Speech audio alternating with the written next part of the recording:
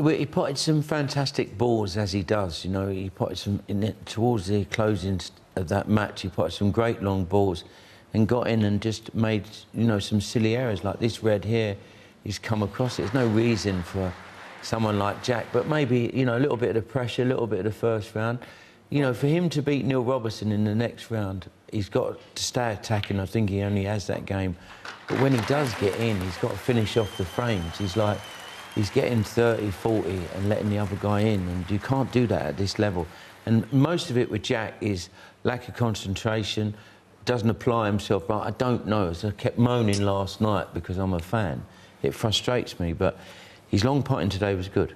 And when he's at his absolute best, which you saw with the few centuries we saw there, he's a little bit like the man next to you, a bit like Zhao Xintong, a bit like Ronnie. Yeah, he makes it look easy, you know. But he just all these like silly mistakes will come in. Either he miss an easy ball, or he miss a position shot. He doesn't have any sort of pre-shot routine. He doesn't sort of I don't know. You know, if I was in his corner, I'd go back when he wins or loses and watch and say, well, you've done that right and you've done that wrong, you know, and try and learn from it. I don't think he applies himself right myself. Ron, for you, what would you be saying to Jack? I mean, he's got unbelievable, undeniable talent, but in terms of the other areas of the game which maybe need sharpening up? I might sound drastic, but I'd literally take my game apart. I would change my style, become very more robotic. It might feel a bit alien to him, but I just think nowadays you have to be a robot. You know, it's no good looking good, but you know, you make elementary mistakes. I was a little bit like that up until about 1997, and I decided to deconstruct my game because I knew it wasn't good enough to win the world title because there was too many mistakes. So I become much more robotic, much more methodical.